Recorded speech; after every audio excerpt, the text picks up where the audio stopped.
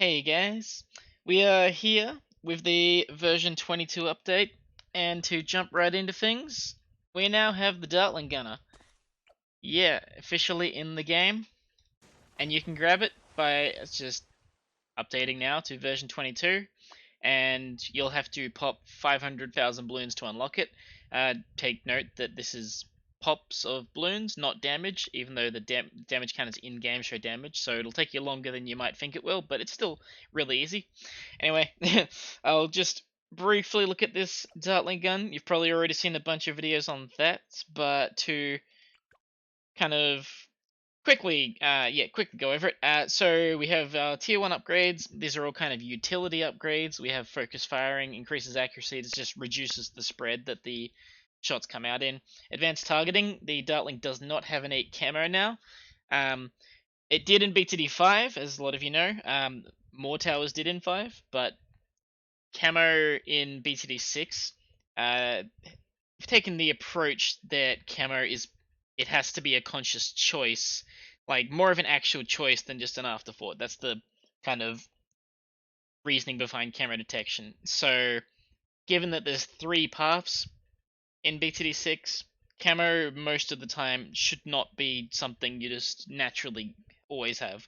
Like BTD5, even if camo was an upgrade, it was usually tier 1 or tier 2 upgrade, so like you'd always get camo detection if the tower had that upgrade. Here, it's tier 1 upgrade, but there's 3 paths and you can only get 2, so you don't necessarily always get the camo. But so yeah, there's meaning behind it being an upgrade. Anyway, third upgrade, tier 1, faster swivel. This means it just moves around faster. So these are all utility upgrades. Spread, camo, and swivel. By swivel, as you'll notice, this guy doesn't completely keep up with my mouse. He moves around kind of slowly. But if you get the faster swivel, moves around very quickly. Still not quite as fast as the mouse. So the focus firing, as you can see, there's quite a lot of spread there. Grab this, and now it's just a really more precise line. Camo detection's pretty obvious with what that does, eh? And we get onto our tier 2 upgrades. So tier 1's all utility, tier 2, these are actual power changes. And so we've got laser shock. This is basically +1 damage. You do +1 damage. You hit the target, and we can clear this off. Let's just do this quickly. So you hit the target, and it applies this little effect, which lasts for 1 second and then deals 1 damage. The thing that's cool about this, as people have noticed, is that it's not just a regular dot. After it's applied, any extra shots I do will actually do increased damage. So as you can see on my Dartling right now, if I can actually hit it, okay. So as I'm hitting it here, you'll see my damage is going up by 2 per hit most of the time if I keep my shots on it. That's because it's not just a standard dot that applies like a slow damage over time. It does actually benefit you every time you hit the balloon. So that is 2 times damage at this point because the Dartling starts with 1 damage. Your next tier 2 upgrade, faster barrel spin, just attacks faster. Pretty generic stuff. So both of these, they're kind of single target upgrades. Laser shock will give you your biggest single target damage increase. Faster barrel makes you attack faster, so it gives you more single target damage, but also attacking faster is good for multi-target damage, so it's kind of, jack of all trades, but the amount it gives you is still less than the other tier 2s. The bottom path is powerful darts. This is just darts move faster and pop 3 balloons. So this is probably the strongest tier 2 upgrade, just because like 3 times damage. But only against when there's like grouped balloons, obviously, because you can pierce through them. If you only have a single target, oh, that's 2. If you only have a single target, then it doesn't do anything, especially if you're not even hitting it like I am right now. Let's get that accuracy. Yeah, because you're just piercing through it, no bonus. So it's kind of interesting. You've got the single target damage path, the kind of jack of all trades, and then the pierce. And that's your cross path options. And then onto tier 3s, laser cannon, same as BTD5. Well, it functions different, but same similar thing. Hydro rocket pods, similar to BTD5. The Balloon darts was moved from tier 2 in BTD5 to tier 3, so similar to camo. Your lead popping, it has to be a choice. You have to choose this path rather than it just being something that all of your dartlings can naturally get whenever they feel like it. Or you can just not go this path and you can get some other source of lead popping, like just add a bomb shooter on the side, or use acidic mixture dip, or get an MIB. Like there's so many choices you can do there. Bottom path, this is the new one, buckshot, so it's like a shotgun. Yes, we have a shotgun monkey now. It is just the Dartling Gun as bottom path, yeah. But it's pretty cool. I really enjoy this. It just hits them and it shreds through. So my favorite part about this, if I just grab this, so my 203, you'll notice it's probably harder to notice with the glacier mob actually, but yeah, you can notice the actual damage this does matches up with the damage states of the Moabs, so you basically every time you hit, you can feel a damage state ticking off. Yeah, it's a little tricky to see the damage states on the glacier mobs actually, but skin's still pretty cool. I like it. Yeah, but yeah, this thing slow firing. It has less range, but kind of just bursts for everything. And tier 4 is where things start to get really different. So laser cannon, your hydropods. So laser cannon has less pierce than it did in 5, but it has more damage. The good thing about this is that since there's the pierce cross path here, the +3 from this is more meaningful since the base tower has less pierce. Because I think in BTD5 it had like 6 pierce or something, maybe more, maybe yeah, something like that. It had huge pierce.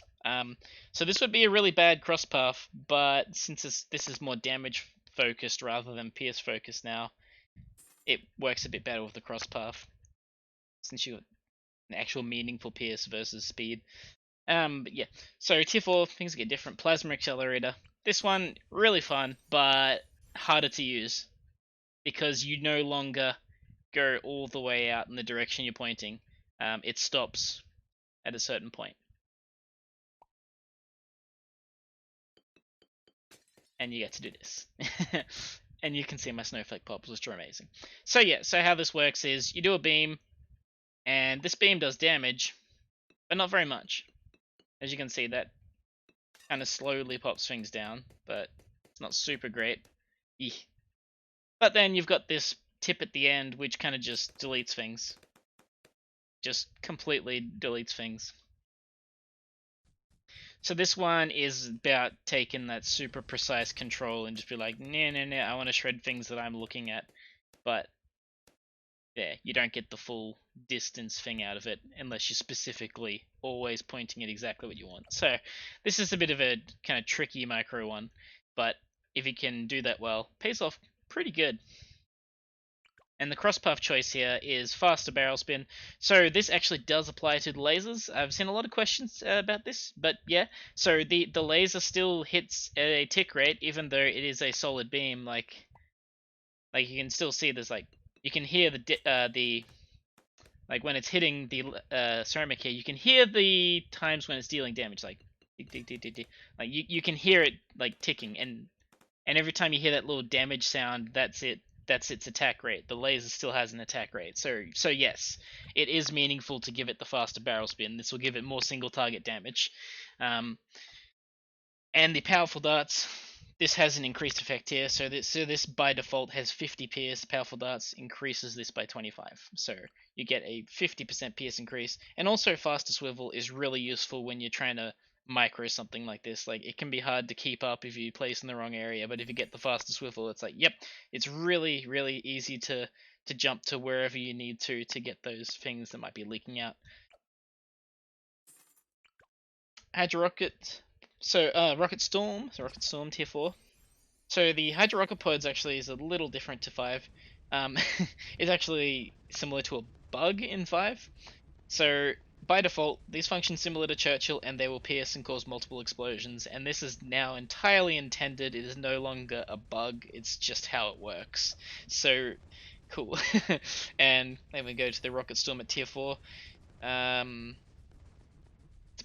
I hated this ability in 5 because it was just so lame. You couldn't see it going off. For the longest time, I thought it didn't actually work. but it's just because you couldn't see it. But now you can see it. You can see it in this game, and it looks pretty good. And yeah, that's pretty cool. But yeah, it's pretty obvious what it does. Shoots out a barrage of rockets. Pretty cool. Um, yeah, this one you're basically choosing between more focused ability or faster moving. Currently, there's a bit of issues with the bottom path though, so you pretty much want to go top path until that's fixed. And we go bottom tier 4. So our shotgun basically it just buffs up to a like 4-barrel shotgun. So that's all. That's all. It just 4 times as fast shooting because there's 4 times the barrels. But you can point them in different directions if you so feel like it. And it'll just do its thing. The kind of good thing, the cool thing about this at least, is that it gains independent targeting, which means you can set it to that and just attacks like a normal tower basically, except that each of the barrels picks a different target. So it's not ideal to do this, but that's what you get for picking the lazy option. You're better off just controlling it yourself. But hey, if you want to be lazy, that option's there for you. Speaking of lazy, as you probably noticed, there is a lock in place option on the Dartling. This is just a feature for the Dartling. It has it. You don't have to get monkey knowledge, you don't have to get a specialty building, you don't have to buy an upgrade on the tower, you have a option to lock your Dartling if you feel like it. So, there you go. And the tier 5s, there's a bunch of cool videos out on these. You can search YouTube Dartling, you'll find them. ISAB's done videos on it. You've probably seen Doubloons has done videos on them. There's a few people who've put out videos on them. Even 2D. So yeah, check out those guys. By now there's probably loads more. I won't do individual videos on each of these myself probably. Not at the moment at least, but we have our Ray of Doom, which can basically just, you know, take out things. It'll just be like, no, no, no, okay. It does really high dot damage over time, which will just kind of delete things as well. And probably should have taken that out. What happens? What 1,000? Ooh, oh, that's a lot of snow. And my game is now officially lagging. Yeah, let's delete those. But yeah, it could easily get through them if I wanted to wait for that lag. Mad, very fun. This guy shoots Mob assassins, so. Oh no, I sent too many balloons. I always do this to myself. Yeah, send a few just regular zonges. Boop, boop, boop, boop, boop, boop, boop, boop, boop. And they'll all die. So this guy, obviously very weak against normal balloons, but his ability can clean them up. His sole purpose is to shred off these high mob layers. And you can use something else to do the rest. Finally, we have the Balloon Exclusion Zone, which is just even more shotgunnage. This shotgun tower now gains 2 extra barrels. Wow, so you got 6 barrels, and each of them shoots twice as many projectiles, and all of these projectiles do like twice as much damage. So I can just be lazy, put that on independent, boom, send a couple of these, and it's like, nah, okay, you're gone. Whatever. And this is the Dartling. If you haven't checked it out already, come check it out. It's pretty cool. Pretty cool. So yeah, Dartling has been added to the game, and that's what I've shown you for now. Moving on now to the other stuff in the update, I finally get to buy it here. We have a new urban skin, and I love this one. Very cool. I'm gonna have to use urban for a while, I guess. The Mountain Guardian. We have 2 new maps. Skates, which I was just showing instead of my usual show-off map in the loop. Beginner one. And we have X Factor, an expert map in the advanced category. Yeah. This one has 4 different entrances, which are also exits, so it alternates two different paths each round. It's pretty tricky, definitely quite fun. Um, very fun actually. I've had a lot of fun on this one, but tricky. And monkey knowledge. Okay, have I actually bought it yet? I have not. So we have flanking maneuvers. So the military towers that have targeting, sniper, sub, buccaneer, attack 10% faster when set to last. So no one ever uses set to last, but there are times in which you will. Actually, monkey buccaneer can be set to last quite effectively. Monkey sub honestly probably can as well, because of the homing, it won't actually hit the last target. You can just set it to last with a line of balloons coming into it. It'll attack towards the last one, but hit the stuff at the front. So there's some interesting stuff you can do there to just kind of exploit the sub in this, I guess. Sniper monkey, that could be a bit trickier, but interesting. You could probably make bouncing bullet work. You could probably put an elite defender at the front set to last, so it hits things from the back. Although you might not want to do that. But well, yeah, could be interesting. But again, top path as well. You could have a top path at the back shooting at the last balloon, and you can have the shrapnel on it now, and because of a change in this update, actually that shrapnel will now stun. So if you have a 4-2-0 at the back set to last, you can kind of stun blimps from the back and pull out a little of them from the back if you want. You can also exploit positioning on the map to get the sniper, to get like multiple snipers with vision blocked, so you can spread that out and get some, strategy stuff there. Whatever. There's a lot of stuff you can do with this. I'm interested in seeing what you guys can work out, but I have plenty of good thoughts there myself. So these three are Dartling Gunner specifically. Emergency unlock. So with the new lock that all Dartlings have for free, this knowledge now gives you an ability which unlocks them, basically. So you can have more locked to shoot at the entrance, and then if something leaks, you can be like, oh no, and then just hit this button, all of them unlock and jump to your wherever you're pointing. Um, and they also gain increased swivel speed for a short time, so they can quickly snap to wherever you're pointing, and yeah, and you can recover from a mistake or whatever. Yeah, it'll be useful. Gorgon Storm, this just makes your tier 4 ability and Dartling stun pretty crazy, to be honest. And Cross the Streams, where the plasma, so tier 4 top path plasma or the Ray of Doom, wherever their beams, if you have two Dartlings at this upgrade, if you cross their beams, they create little plasma pools on the track. That one, pretty cool. Jumping to support, there's a new one that's popped in here. First last line of defense. Your first Spike Factory is a little bit cheaper. A little bit useful. Heroes, so this is more of a co-op one. Monkeys Together Strong. Heroes will receive 5% more experience per hero placed. This applies in single player. If you have one hero, it levels 5% faster. But in co-op, for every hero placed in the group, they all gain 5% more experience. So this will help you kind of with the EXP spread in co-op, kind of make up for that a bit, and levels the heroes up faster, even though they normally level up slower. Yeah, just a little tiny bit of help there, That one more. Grand Prix Spree. So monkey money to cost races is reduced by 10%. Cost you 1,000 though, so you got to play a fair few races to catch up on that. If you don't play races at all, maybe it's not worth getting this point for you. But if you play a ton of races, you've probably instantly clicked OK on that the second you saw it, because it'll pay off for you very quickly if you do a lot of racing. And that's the monkey knowledge. I should probably jump in.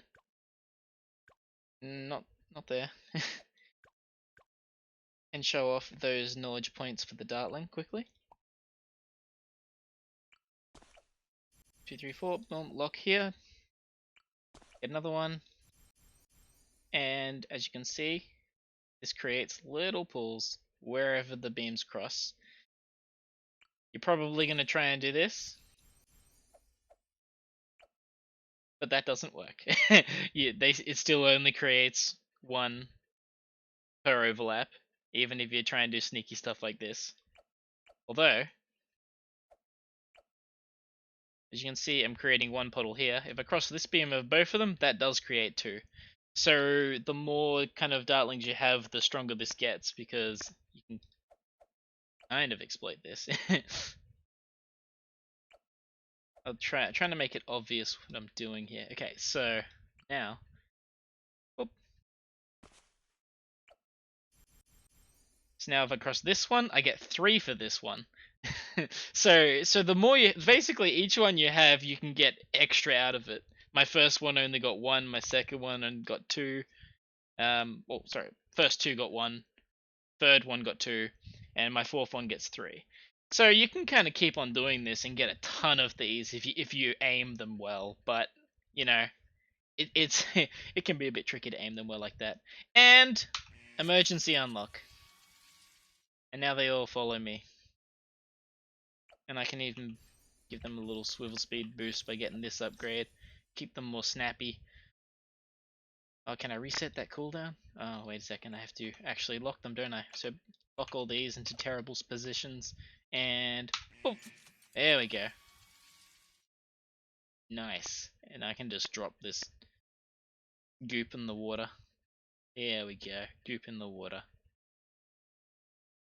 Just melt that gingerbread man. Yeah, melt him. Okay, so yeah.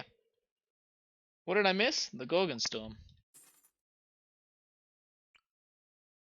Pretty obvious what this does. It stuns. I said that. So, send stuff, usability, stun.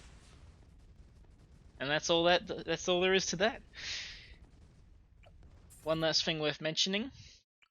The Monkey Knowledge Ambidextrous Rangs no longer exists. It was replaced with Recurring Rangs, and Ambidextrous Rangs is just now a part of the base Boomerang thrower. You no longer need Monkey Knowledge to do this.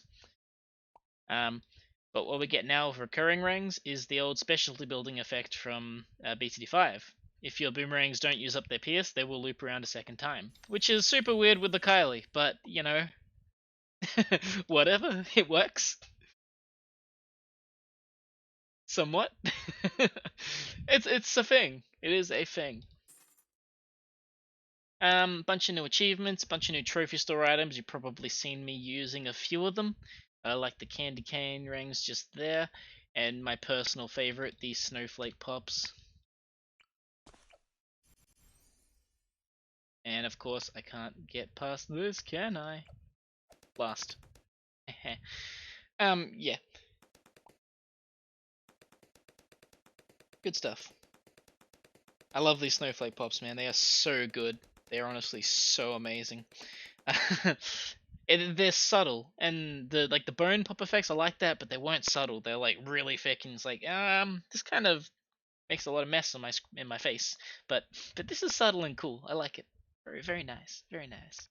Yeah, so new achievements. I won't go through all of those, but there is new achievements. You can check them out in the achievements menu. There is a search function. And last but not least, we have a challenge browser.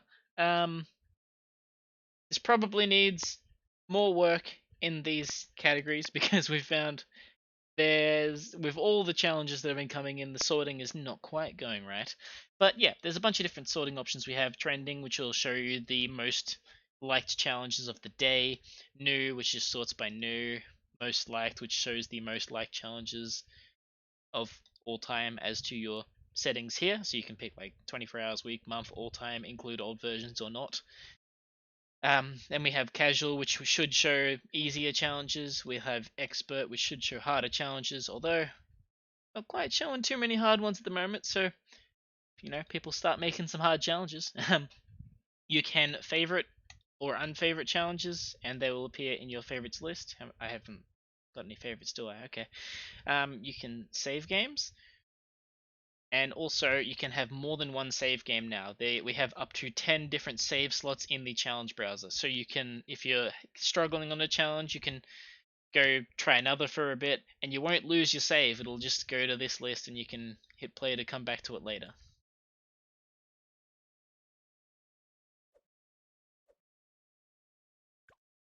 And yes, this is this is what one of the biggest things that we've had in a while. So really exciting here.